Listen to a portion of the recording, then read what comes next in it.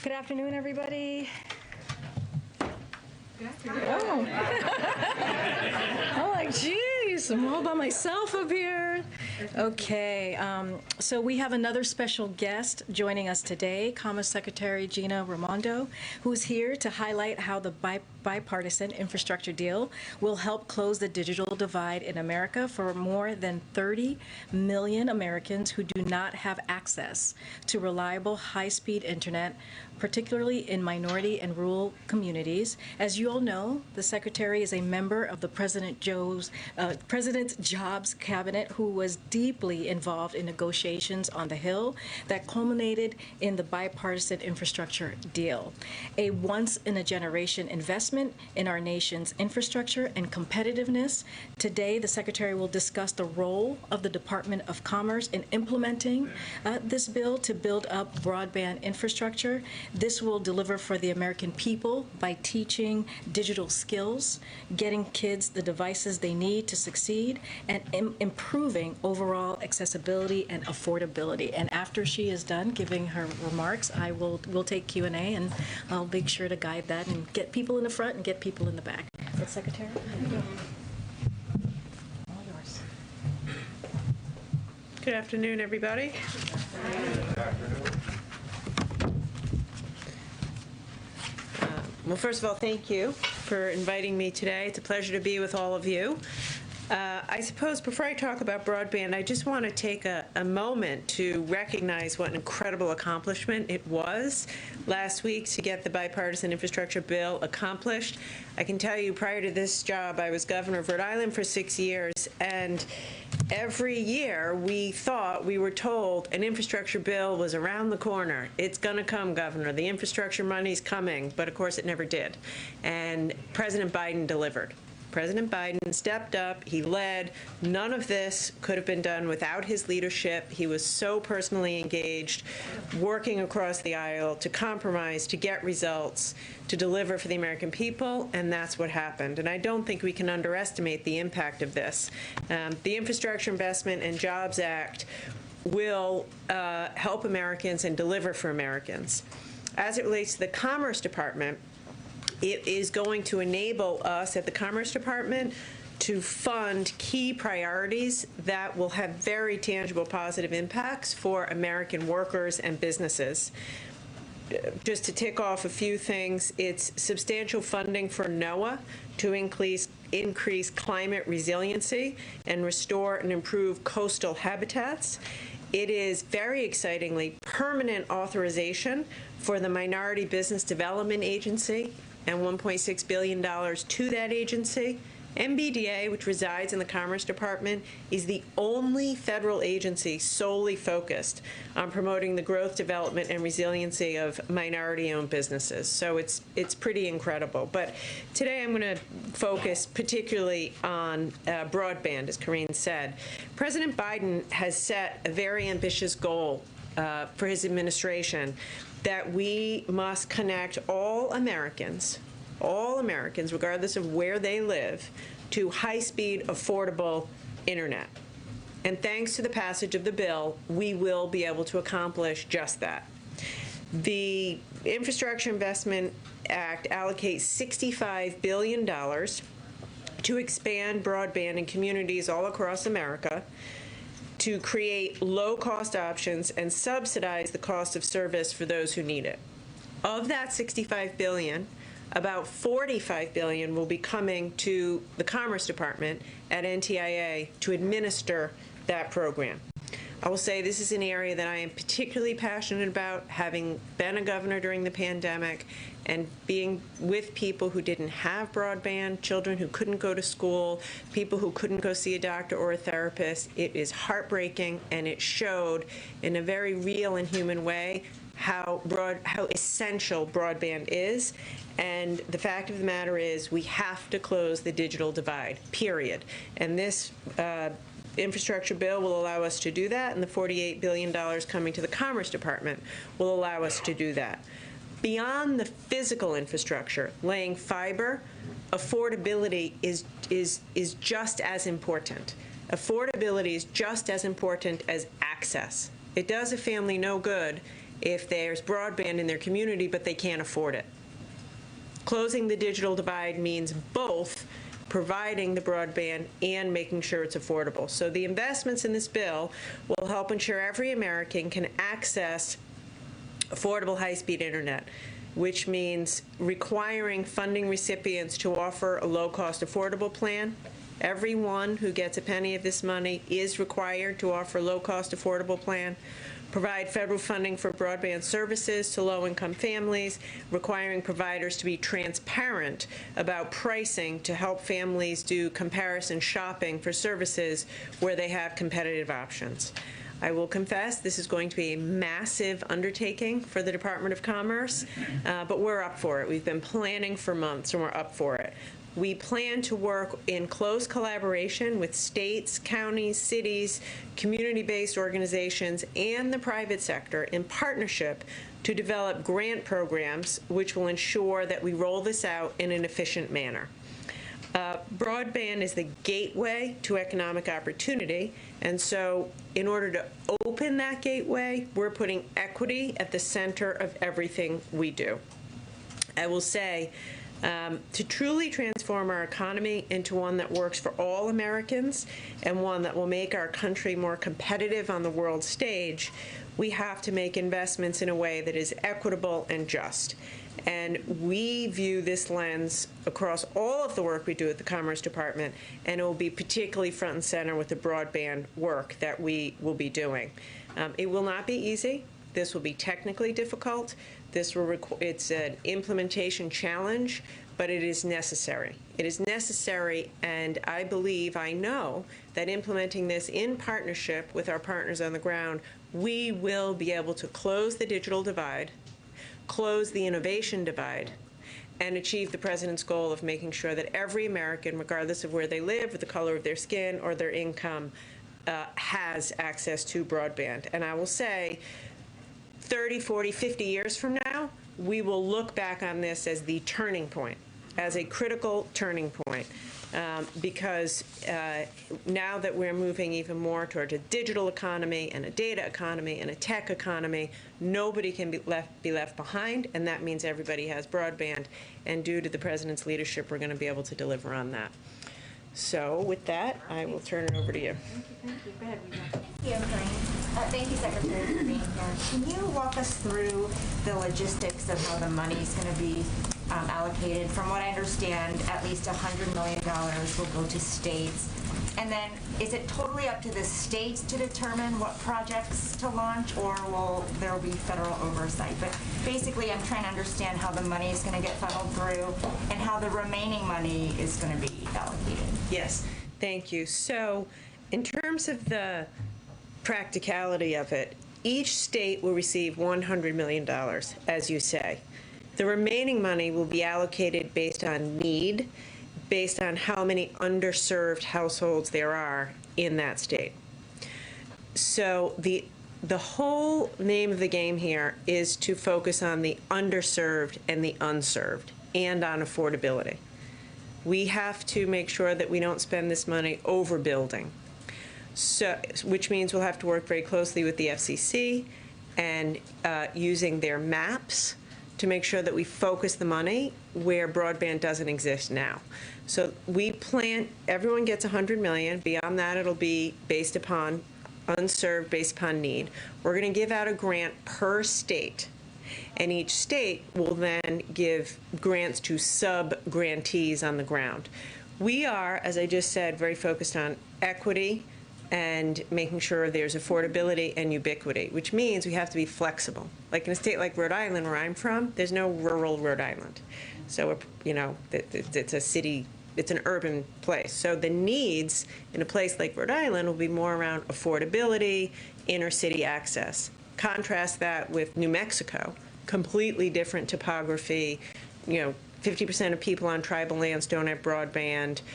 We need to account for the flexibility there, which is why it's going to be a state by state. There will be a tremendous amount of federal oversight and transparency. Every state has to put their plan online for everyone to see, and we are going to have very strict criteria to make sure that we achieve the goals of affordability and access. When do you think the first expansion projects will get underway?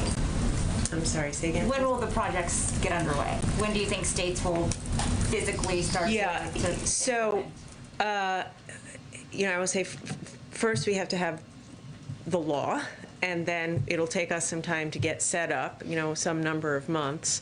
So, I mean, it's hard to say. I would say, you know, well into next year. Thank you. I'll try. Secretary, I'll step in. With this new money, Secretary, can you guarantee people living in internet dead zones? It's about internet dead zones. Secretary Ramondo, thanks so much for taking internet dead. The first question I have is, can you talk a bit about how quickly Americans will feel the impacts of this, and as well as if there are some more longer term goals that maybe are 10, 20 years down the line? Can you talk a little bit about the timing of this? So I say, first, you know, we are already implementing, you know, in the rescue package, Commerce received some money related to broadband, and we're already putting that out now. There's a tribal initiative, there's a rural initiative, USDA it has that, we're working with them. So some Americans will start to see relief, you know, this year, soon. As I just said over here, the rest of this, I think it will take us some number of months to, you know, start getting the money out the door. It'll be staged in. We want to get relief out there as fast as possible, but in a quality way. So some of the affordability metrics, you know, providing subsidies, that can happen more quickly. Laying fiber across America, that will take time, but we'll be creating jobs at every step of the way. One other quick question is just about, can you talk a little bit about the equity portion? Are there percentages or numbers you want to hit? Maybe you won't speak to them publicly here, but I'm wondering how you're going to measure success. Every single American has access to high-speed, affordable broadband, which means truly affordable. Does that include people living in internet dead zones? Thank you. Secretary, appreciate your being here. Obviously, as former governor, you know the importance of the coordination with governors and the various states. Can you talk a little bit about the outreach so far, and are you taking the lead on that in terms of being in touch with these various governors as they implement these changes? Yes. So I should tell you, we've been preparing for this. We are figuring out already how we're going to staff it within the Department of Commerce, you know, how we're going to make sure we have accountability. I've already had several convenings with governors. I've been speaking with governors, with mayors, with tribal leaders, and we will, now that this is official, we're going to significantly ramp ramp up that engagement. And just to follow up very quickly, as you talked about, you need to target rural areas and then more urban areas. How do you determine which areas you're addressing first? Is it an all-hands-on-deck approach? How can we expect to see the rollout happen? We are asking each state to give us a plan. So we are saying to them, show us a plan that guarantees every single person in your state has access to high-speed, affordable internet. And then we're going to evaluate that plan, adjust it, provide technical assistance to make sure at the end of the day we hit the goal. And just to push you on the timeline a little bit, some of the physical infrastructure projects are estimated to take 6 months to a year.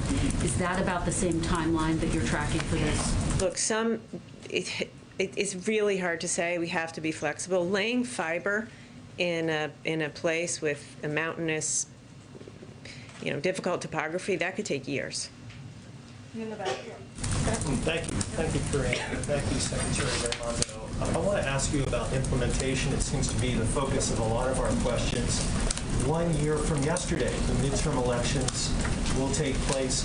Can you guarantee that people all around the country will see that implementation take place before the midterm elections? And what type of projects are you looking at in terms of implementation between now and then? So certainly Americans will feel and see in their communities much of the progress that the Biden administration is overseeing. I mean, from the rescue package to the infrastructure package. It is not the case. I think every community will see activity and action. Some communities will start to see, people working, laying fiber. But I also think it's important to be realistic and have to be honest with people, which is to say, we want to get this right. It's more important to get it right than to rush. So I think people will see their state putting together a plan. They'll see us starting to move out on that plan. But not everybody's going to have broadband a year from now. A year after President Obama signed the Recovery Act, he acknowledged that this idea of shovel-ready jobs is not reasonable. It doesn't exist. Would you agree with that statement in terms of what President Obama said after the passage and his signature on the Recovery Act back in 2009? Look, there's all different kinds of projects. There are many projects that are shovel-ready. I can tell you that from being governor. In my state, there are many projects that are shovel-ready, need money to be added. There are others, and broadband is an example, that require more planning, that require thoughtful technical planning. So the whole point of the infrastructure package is to deliver for Americans. I promise you this, a year from now, many people will be working in high-quality jobs because of this package. But I also promise you that the president wants us to get it right. And if it takes a little longer to lay the groundwork for fiber and broadband, then we're going to do that. What's your message to people who live in internet dead zones? I can't hear, I'm sorry. I wanted to ask, thank you, about the deadline that your department had imposed to get voluntary data from semiconductor manufacturers and other companies. Did your department receive all of the information that it was looking for from these CEOs? And then also, what's your reaction to China appearing to be angry about TSMC's compliance with your request? They called it extortion of confidential information from chip firms and talked about concerns that the U.S. could use this information to sanction Beijing. What's your reaction to that? Yeah, so the deadline was yesterday. So we haven't yet had the opportunity to go through all the submissions. I will tell you, over the past couple of weeks, I have spoken to the CEOs of a number of semiconductor companies, including TSMC, asked them for their compliance, and they all said that they would be complying and sending us the information that we're asking for. It is laughable to suggest that it's coercion because it is voluntary. We're asking them to cooperate with us.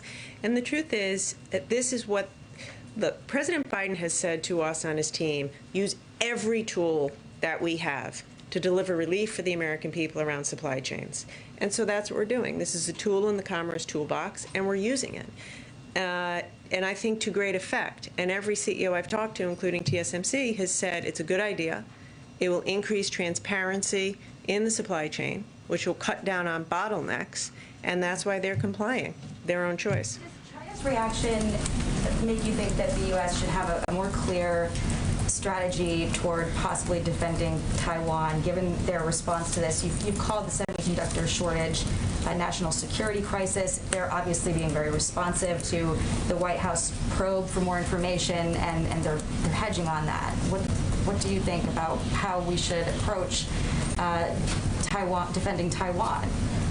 I think what I've said, which is that the lack of domestic production in America of semiconductors poses not only an economic threat, a national security threat, and we need Congress, the House, to pass the CHIPS Act, or USICA, as quickly as possible so that we can get to the business of making more chips in America. Are you pushing for that vote to come up soon?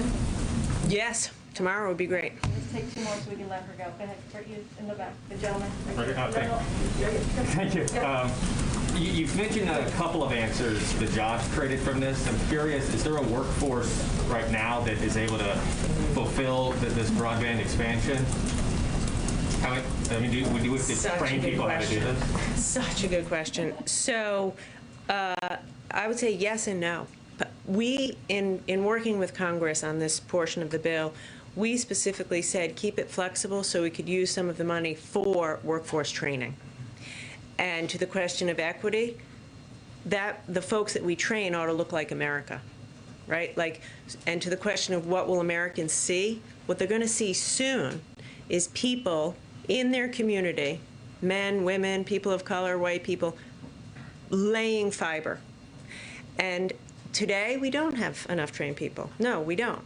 But some of this money will be used for workforce training so that we can train folks, and in the process of doing that, diversify, the ranks of electricians and technicians and folks who are, deploying the fiber in America. I want to ask you about broadband, but just first, the Commerce Department made a really consequential decision to add NSO Group to its entity list, right? And could you talk a little bit about was there a specific breach that led to that? Was there evidence that their software is being used to monitor U.S. citizens? What was it that led you to make that decision? Usually we don't comment on the details. I will simply say it went through the same process, interagency process that all of these decisions go through. We came to a determination that it was necessary for national security in order to impose that. Okay, and then on the broadband question, Congress exempted the infrastructure bill, this $42 billion pot of money that you have, from the Administrative Procedure Act, which requires a number of things in terms of public notice. I'm having bad flashbacks to law school. Administrative law. Well, it's really important for journalists because we use things like the Freedom of Information Act to get information on how government is spending money that might be going to private sector companies. So since we don't have that, how do you expect us to hold you accountable for how this money is being spent? So I'll confess I haven't gone that deeply into the weeds of that particular provision, but I will say this. As I said here, we are deeply committed to transparency. The way to build public trust is transparency. As a result, every single state plan is going to have to be put online. So you can comb through every detail of every plan to see where every penny goes. And I think that's really important. Thank you so much. Secretary, do you have a message for people living in internet dead zones? Can you guarantee they'll get Thank you, guys. Thank you. I hope you get out to enjoy the weather. Yes. Thank you so much. Okay. It's going to be an interesting briefing. I have a few things for all of you at the top. So today, the Biden-Harris administration is announcing a set of concrete steps to accelerate investments in our ports, waterways, and freight networks. These goals and timelines will mobilize federal agencies, get money out of the door for high-impact projects faster. and lay the foundation for successful implementation of the historic investments included in the bipartisan infrastructure deal for our supply chains, jobs, growth, and competitiveness. This action plan will increase federal flexibilities for port grants, accelerate port infrastructure grant awards, identify project locations for coastal navigation, inland waterway, and land ports of entry, and launch the first round of expanded port infrastructure grants. Outdated infrastructure has real cost for families, as we all know, for our economy, and for our competitiveness. We're seeing that right now, even as we move record goods through our ports, with supply chain bottlenecks forming that lead to higher prices and lower deliveries for American families. Even as we take immediate action, we have a chance to make lasting fixes through the bipartisan infrastructure deal. The bipartisan infrastructure deal includes a total of $17 billion to improve infrastructure at coastal ports, inland ports and waterways, and land ports of entry along the border. This is the single largest federal investment in our ports in U.S. history. And these investments will improve the efficiency, sustainability, and resiliency of these hubs of commerce. As you all know, the President will be visiting the Port of Baltimore tomorrow, where he will further discuss the administration's Port Action Plan and the historic investment in ports in the bipartisan infrastructure deal. Today, our U.S. Surgeon General, Dr. Vivek Murthy, released a community toolkit for addressing health misinformation, continuing his administration's work to combat health misinformation during the pandemic and beyond. As you all know, earlier this year, Dr. Murthy released a Surgeon General's advisory warning people about the urgent threat of health misinformation. The toolkit released today builds on his effort, offering practical guidance for trusted community leaders like healthcare professionals, school administrators, teachers, and faith leaders to understand, identify, and stop the spread of misinformation.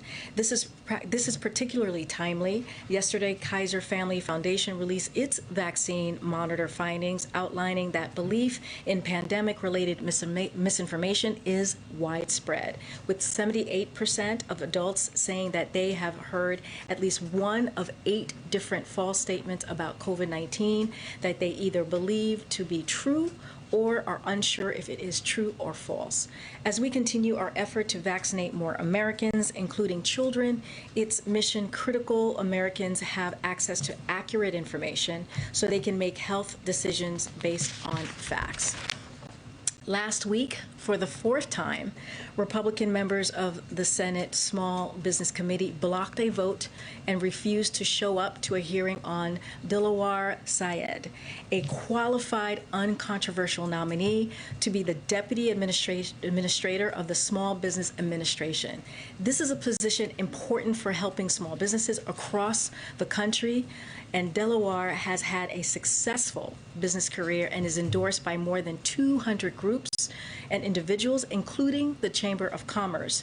If confirmed, he would also be the highest-ranking Muslim in this administration.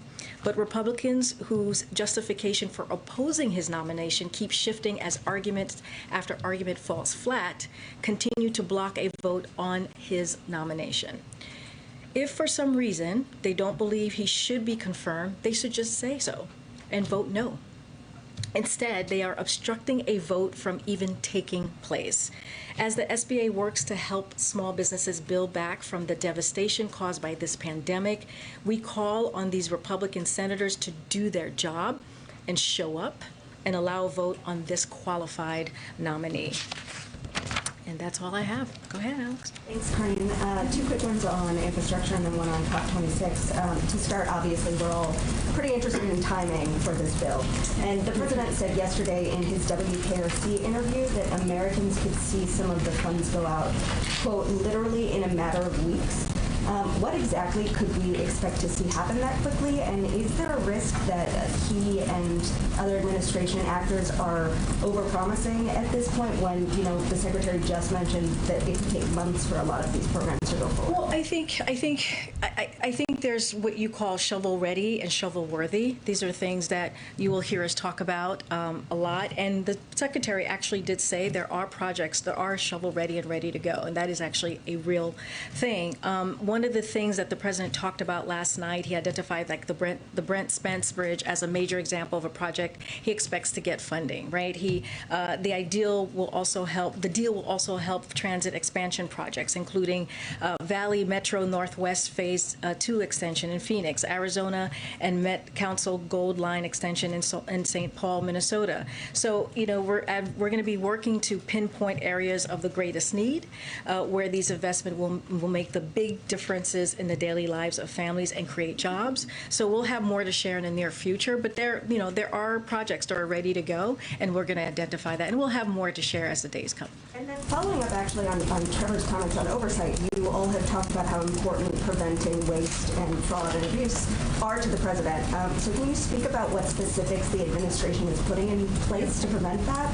And how involved will the President be? Is he looking at deputizing like a similar role to the COVID czar, or potentially doing what President Obama did with him and having the Vice President oversee implementation, or any of those things on the Yeah, those are all great questions. As soon as we sign the bill, which I know you're asking me about timing, which will happen soon. As the President said on Saturday, he wants to make sure that the people who worked very hard on both sides of the aisle are there for the bill signing. So as soon as we get that done, we will share more. We'll share more about the implementation. And you're right, we want to make sure there is accountability. That is something that's going to be incredibly critical and important to the administration. And as you can imagine, this is something that's so important to the President. And so he'll be getting regular updates as we move forward and be very engaged on this. And then on COP26, how involved is the President sort of remaining in these talks as they go forward? And is he optimistic there will ultimately be a deal? Well, I'll say this. The President is definitely very engaged. We have White House officials who are there currently at COP26. Secretary Pete Buttigieg, that's where he basically left after leaving here, speaking with all of you. And so, again, we're very engaged. We have White House official staffers there as well who've been in and out of COP26. So, yeah, we're just going to continue to have those conversations, and we're optimistic. Thanks. I know that the President's not going to sign the bill until next week, likely when members of Congress can join him. But why is there not a more urgent effort to have him and members of his staff and cabinet out on the road selling and explaining the various components of the infrastructure bill and Build Back Better? Well, I'll say this. The President is doing local media, as Alex was just asking me about Cincinnati, and that is a way that's really important for to hear the President's voice, to talking directly to the American people. We'll see more of that. The President's going to be going to Baltimore tomorrow, and we'll continue to see the secretaries that we've listed who are going to be out there really selling this bill, as you say. But let me just add a few things.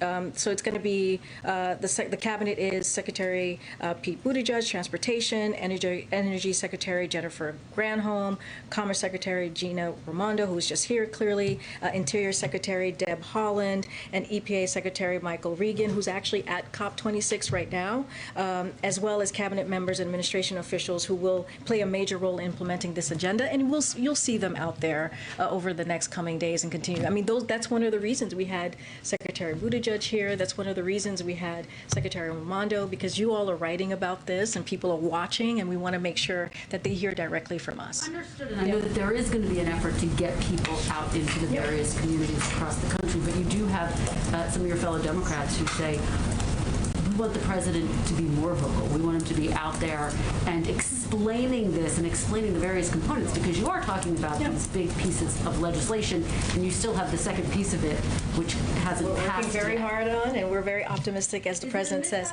Though, to not have him and and other top officials out in a more robust way now. But the president is out tomorrow. He's going to be in Baltimore. He's going to be talking about this. Yeah, and he'll continue to do more. And I would actually argue that he has been out there. Anytime that, I've traveled with him, many of you have been part of the pool where he talks about both the infrastructure bill and he's talked about the Build Back Better Act. And he's been into multiple states doing that over the past several months. Look, that's going to continue. I think what he wants to make sure is that get this signed, having all the parties, both on the Republican side and the Democratic side, who were very, very instrumental in getting this done, and then we'll continue making sure that we're selling this, talking to the American people. And you're right, this is a complex piece of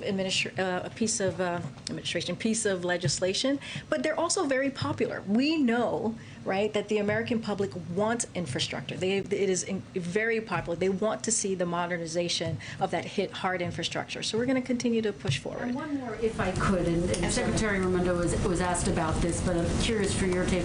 Some of what was announced today and what Secretary Ramondo was talking about is an effort to create jobs as well, but you are dealing with worker shortages right now.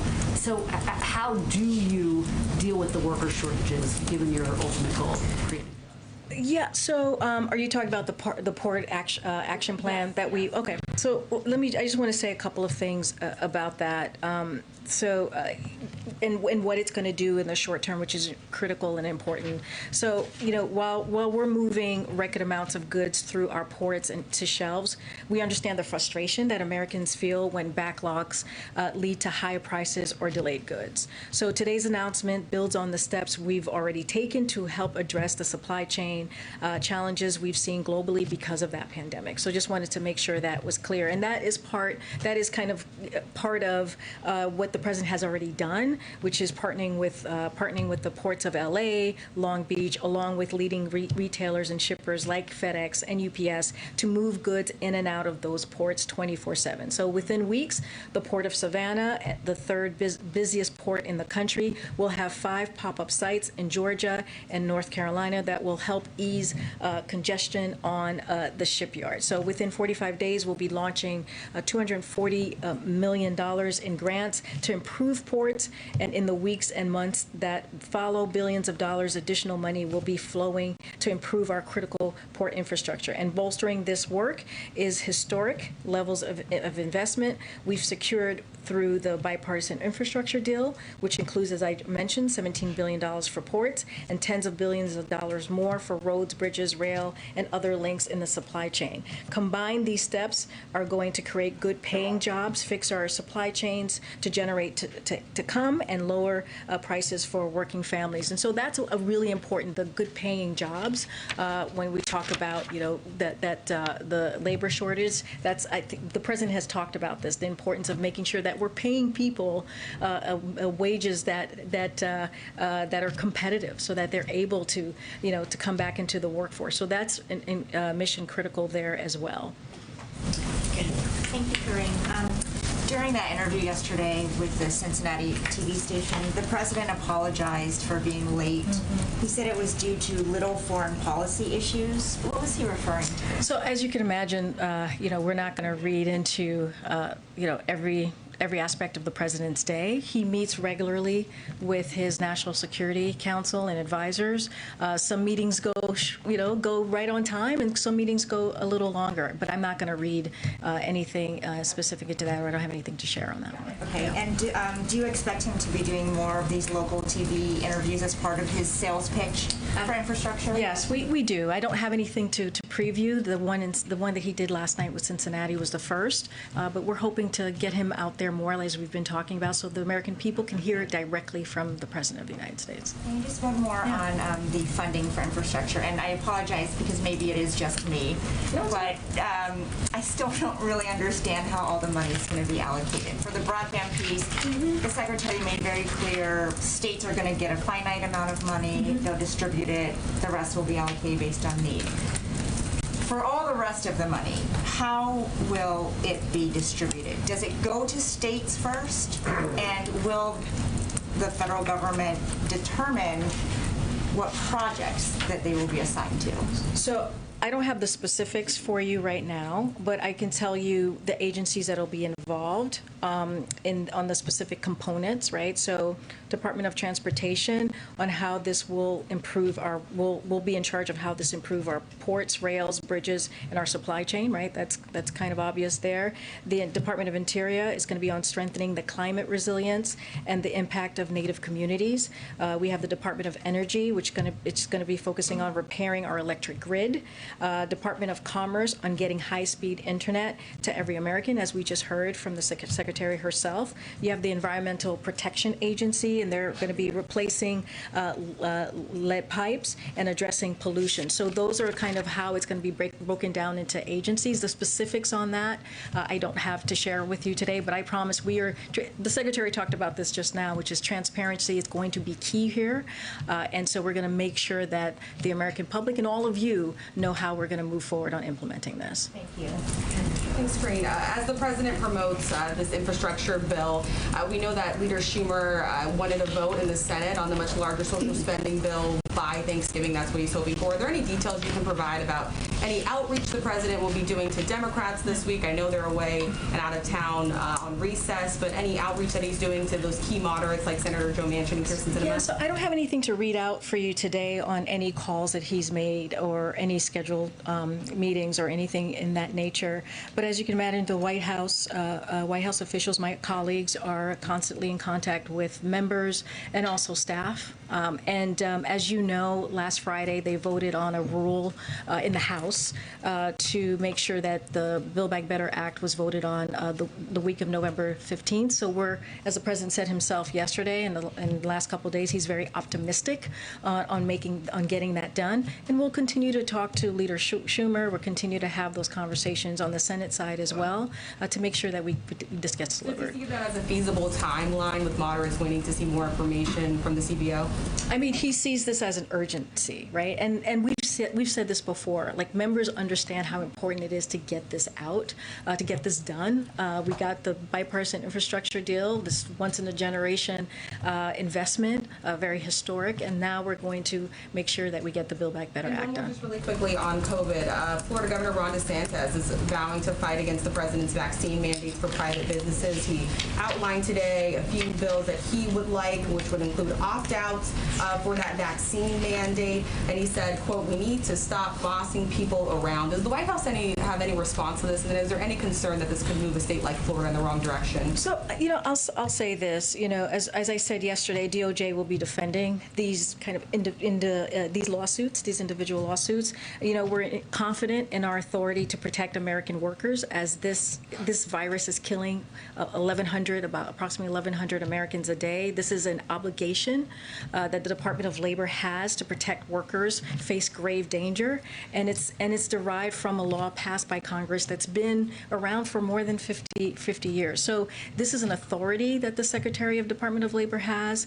This is when you think about grave danger, when you think about 1,100 people dying a day, that is I think an authority that he can use to make sure that people feel safe in their workplace and that they don't get sick. So what we continue to advocate with from here is to push businesses to move forward with their policies now. These are policies that are protecting workforces and avoiding disruptions related to employees getting sick with COVID, as I just mentioned, expanding the workforce and saving lives. That's the business that we're in. That's why we put together, this president moved forward with this comprehensive vaccination effort very early on in his administration to make sure that we get to a place that we can get out of this pandemic. And the question is really that I have is, why are these legislators, these Republicans, getting in the way of that, getting in the way of saving lives, getting in the way of us making sure that the economy is working as well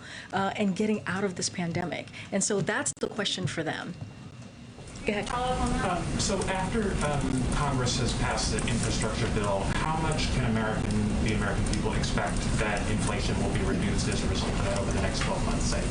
Yeah, I don't have a specific number for you. I'm happy to talk to our economics team and get something more granular there. But as we've heard from experts, whether it is an economist expert or the 17 Nobel laureate economists have said that this bill, the Build Back Better Act and bipartisan infrastructure, will ease inflation. So that's really important. That's something that we, when we hear members are afraid of going big, we say, well, this is going to actually help us in the long run, especially as we see with prices going up, we see the inflation continuing to be out there. And so that is really an important message that we have. I don't have, like I said, a granular number for you, but we know this from economists who have said that these two bills will help do that. Another topic, election integrity. A couple of my colleagues wrote a piece documenting nearly a dozen cases where people have violently intimidated or threatened U.S. election officials. There was one example where a man told election officials in Vermont that he would put a pistol in their mouths and pull the trigger. None of these cases that we documented, in none of them were any of the people arrested, charged, or prosecuted. Are we living in a country where there's impunity around these kinds of issues, and what level of confidence do you have in the Department of Justice to actually police these issues? Well, we have all the confidence in the Department of Justice. On these particular issues, clearly I can't speak to them here, so I would refer you to the Department of Justice on any specifics there, but we have complete confidence in the Department of Justice. Okay. Thanks so much. Yesterday, some Senate Democrats sent the president a letter on high gas prices and how to combat those, including suggesting banning crude oil exports. Is President Biden considering banning those oil exports? Which the oil exports from? The Senate Democrats wrote a letter asking the president to ban crude oil exports. Okay, got it. The crude, got it. So the administration is closely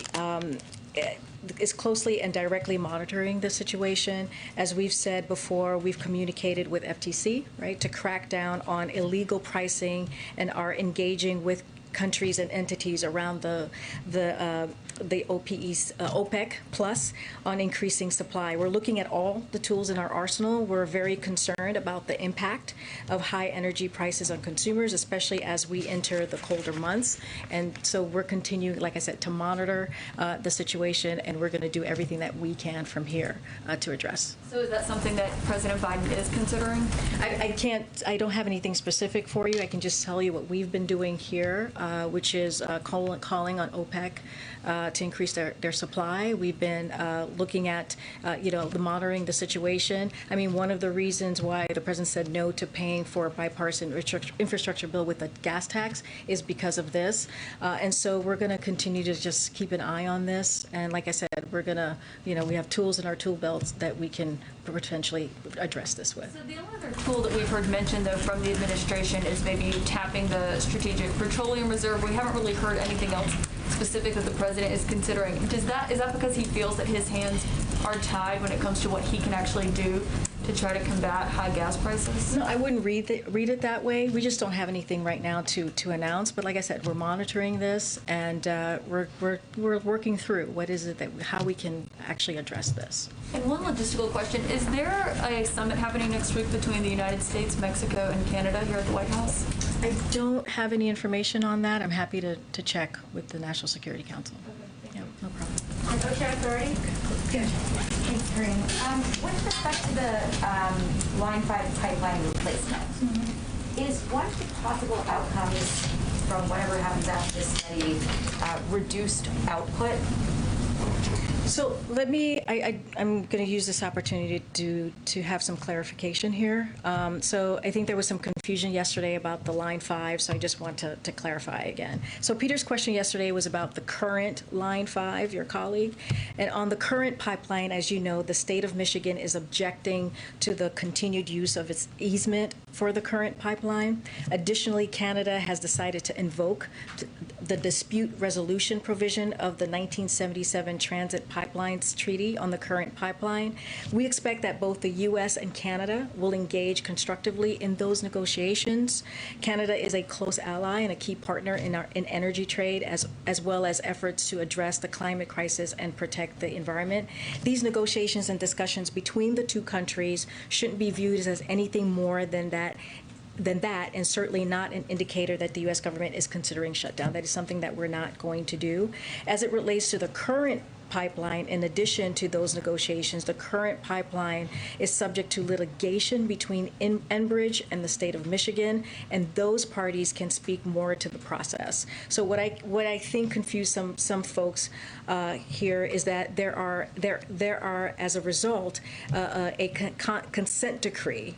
As a result, there is a suggested potential replacement for a portion of Line 5. The Army Corps of Engineers announced an environmental impact study of that potential replacement in June, which is what I was talking about yesterday, and that's the study I mentioned. And so that was announced in June and is about the potential replacement, not the current line, which is what Peter had asked yesterday. So again, nothing new to share on the current line. We expect the U.S. and Canada to engage constructively on it. I don't have anything else to share about that. The current pipeline needs to be replaced and that there is this study ongoing. Would a possible outcome from that study be a choice that limits output? And also, what's the timeline for that study? I had seen some reporting that a decision could come after the reconciliation vote, and that could be as soon as next week. I don't have a timeline on the study. Again, this is the Army Corps of Engineers who are taking this under. I don't have anything more to share. And I want to ask you about another story that's just breaking from our Justice Department reporter. Two sources are telling Fox that National Security Advisor Jake Sullivan is the foreign policy advisor mentioned in the former Clinton lawyer Michael Sussman's indictment. I understand that this just came across while you're at the podium, so you haven't probably had a chance to read into that, but what is the White House comment on that, and is there any conflict here, given that there has been news around the indictment? Is there any conflict here that would preclude Sullivan from being able to carry out his duties? As you just said, Jackie, I'm just now hearing this, so I don't have a comment for you at this moment. I don't know anything about what you're just mentioning, so I have to talk to our team. And there has been news around the dossier, though, over the last couple of weeks, and sort of this feeling that it's falling apart after the revelations that the Clinton-tied lawyer had lied to the FBI. Now, knowing what we know about the dossier, is there any concern that there was a lot of focus or too much focus on that during the president's campaign? So, Jackie, I refer you to the Department of Justice. I'm not going to comment on that from here, from the podium. Go ahead, sir. Thanks, Karine. What kind of outreach has the White House done specifically to the 6 House progressives who voted against the infrastructure deal? I don't have any outreach to speak to at this moment. As I've said many times before, we are in constant communication with members on the Hill, but I don't have anything to share at this moment that's specific. And also, a Republican member of Congress today shared a video on Twitter in which he appeared to attack, to be shown attacking Congresswoman Ocasio-Cortez and the president. Twitter's put a disclaimer on his tweet now. Does the White House have a position on how social media companies should be moderating this type of content? So I'll say this, there is absolutely no place of any kind of no place for any violence of any sort in this political system, and I don't want to go any further than that. I leave it to the social media platform on how they're going to move forward on that. But there is no place for any type of violence or that type of language in the political system, and it should not be happening, and we should be condemning it. Thanks, Karine. Question on another topic, but first on infrastructure. Obviously, the administration has had months as we were watching this bill go through the process of making its way through Congress. why don't we have a concrete list of projects that will be pursued first, and why don't we have a clear timeline on when those will be implemented? We'll have something soon. I mean, this is something that clearly, as you said, we've been working on for a long time, and there was a process, right? There was a legislative process that was happening, and now we're in a place where we're going to sign. The president's going to sign this legislation soon into law, and once that is done, we will lay out our plan. We will be transparent. That's one of the reasons why we're bringing the secretaries here for the different components of the bill, to talk to all of you, to take your questions on how they're thinking about this, how they're going to be implementing this to the American public, and we'll have more. We'll have more to share. And then we were told much earlier this year that the president would be getting his annual physical later this year. It's obviously later this year. The year is almost up. So when will he be getting that physical, and will we get the full results? I was just thinking, you're right. It is later this year. It's November. I don't have... The year is flying by. I don't have anything for you. As Jen has said, and we have said, that is going to happen, and once it does, we will be transparent about it. It will for sure be done before the end of the year. I think that's what we have said in the past. We will get this done. We'll make sure to get this done and share it with all of you when it gets done, when it happens. Go ahead. Yeah, Tim. I have a seasonal question that I apologize for in advance, but will the president be pardoning turkeys this year? Oh, wow. A lot of people have asked me. I'm now asking you. I mean, it is a regular tradition, so I'm assuming that will be happening. I don't have any news or any schedule to share with you on that particular pardoning of the turkey event, but I'm sure that we'll have something soon. Okay, but thank you for the question. Very serious. But actually, on a more serious note, parents will be getting their second to last child tax credit payment, expanded tax credit payment, later this month. What message does the White House have for them? Many families have come to count on this.